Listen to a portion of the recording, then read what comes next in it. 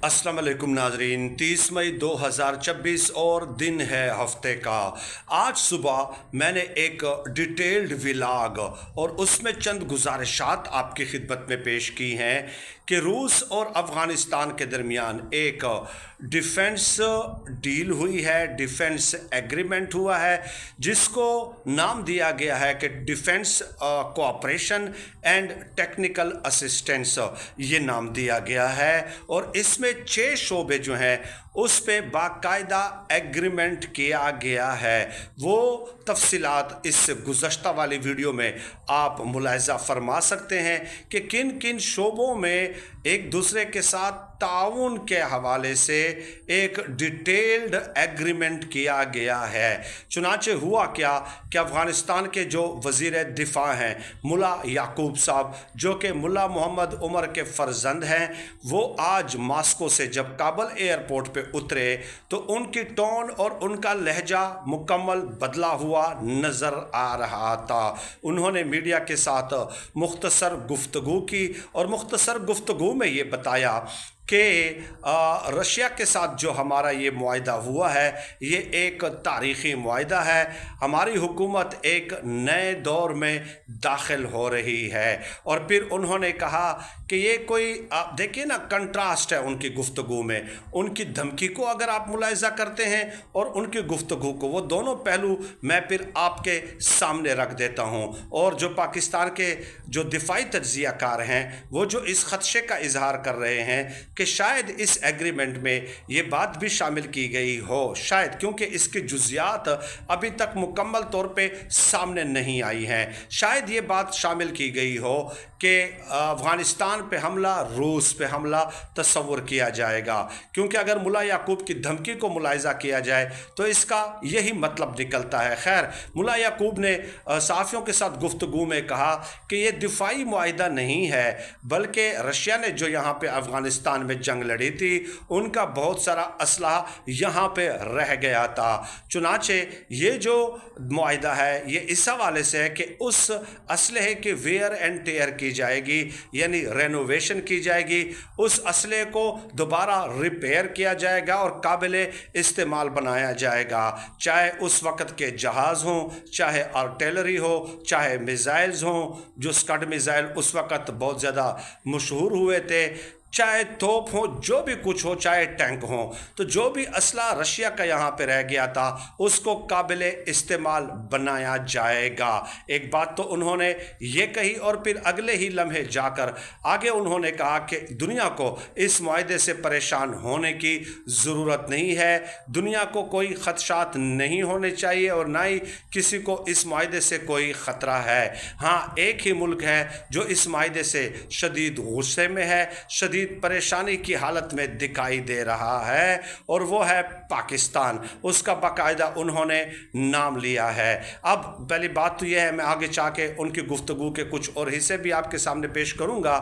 पहली बात तो यह है कि इस मुआहदे के हवाले से चूँकि इसकी जुज़ियात मुकम्मल तौर पे अभी सामने नहीं आई, पाकिस्तान ने ऑफिशियली अभी तक कोई रद्द अमल नहीं दिया, ना खुशी का इजहार किया है, ना नाराज़गी का इजहार किया है, ना ही वेलकम किया है, ना ही तहफ़्फ़ुज़ात का इजहार किया है। तो मुल्ला याकूब साहब ने पता नहीं कैसे इससे ये मतलब कशीद कर लिया है या अख़ज़ कर लिया है कि पाकिस्तान इससे शदीद परेशान और गुस्से की हालत में है, क्योंकि ऑफिशियली पाकिस्तान की तरफ से कोई ऐसा रिस्पांस अभी तक कोई सामने नहीं आया है। आगे जाके उन्होंने कहा कि अब हम और मुल्कों के साथ भी बात कर रहे हैं और हमारी कोशिश है कि हम अपने फ़िज़ाई निज़ाम को जो है वो मज़ीद ताकतवर बनाएंगे, यानी कि मिज़ाइल्स ख़रीदेंगे, ड्रोन्स, जदीद टेक्नोलॉजी से लैस जो जहाज़ हैं वो भी हम एग्रीमेंट में और मुल्कों के साथ शामिल करेंगे।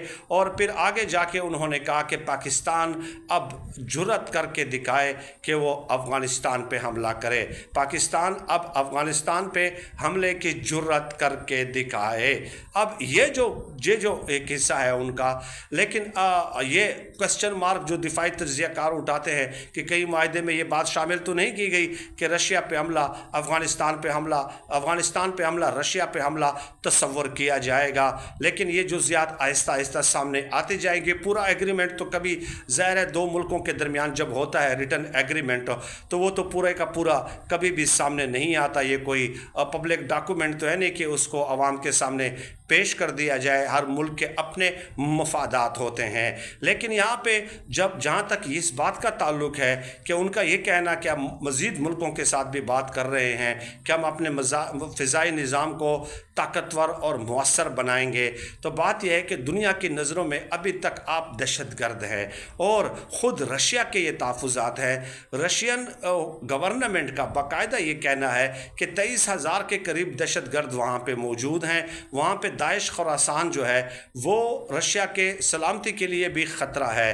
چائنا کے بھی تحفظات موجود ہیں کہ وہاں پہ دہشت گرد تنظیمیں باقاعدہ موجود ہیں افغانستان کے اندر. اور نیو یارک ٹائمز کا حوالہ آج صبح کے ویلاگ میں نے آپ کو دیا تھا کہ انہوں نے یہ کہا ہے کہ جب پرائیویٹلی آفیشل سطح پہ ہائی لیول کی میٹنگز ہوتی ہیں پاکستان کے ساتھ, تو افغان حکام یہ تسلیم کرتے ہیں کہ ہاں ہمارے ملک سے ٹی ٹی پی والے آ کر پاکستان میں دہشت گردانہ کارروائیاں کرتے ہیں, لیکن پبلکلی پھر وہ تسلیم نہیں کرتے اور ٹی وی چینلز پہ اور پریس کانفرنسز میں آ کر یہ کہتے ہیں کہ یہ پاکستان کے خود اندرونی مسائل ہیں اور یہ پاکستان کو حل کرنے چاہیے.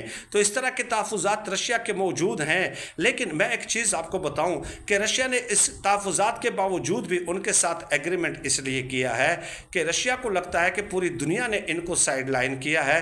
ہمارا تو پڑوسی ہے, یہاں پہ اگر انسٹیبلٹی آئے گی, ایک بار پھر خانہ جنگی کا دور شروع ہوگا, تو یہ جو داعش خراسان ہے اور یا ٹی ٹی پی ہیں یا آئی پی یو ہے, اس قسم کی جو دہشت گرد تنظیمیں ہیں یہ مزید طاقتور ہو جائیں گی اور اس کے ساتھ پھر ہماری جو سرحدیں ہیں وہ غیر محفوظ ہو جائیں گی اور مغربی طاقتوں کو ایک بار پھر مداخلت کا موقع مل جائے گا. ناٹو فورسز اور امریکی فورسز کو وہ یہاں پہ اڈے قائم کر لیں گے.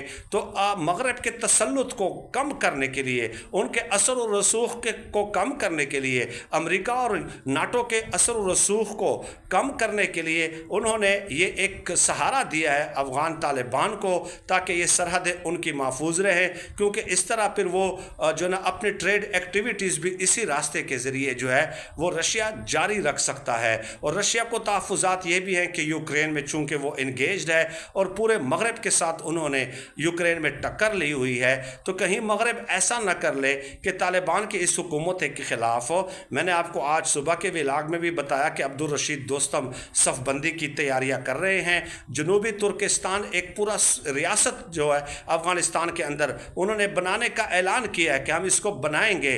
اور وادی پنشیر اور صوبہ بلخ میں جو ہے احمد مسعود, جو احمد شاہ مسعود کے فرزند ہیں, وہ بھی کہہ رہے ہیں, باقاعدہ انہوں نے تو درخواست کی ہے ملکوں سے کہ ہماری مدد کریں تاکہ ہم طالبان حکومت کو کمزور کریں.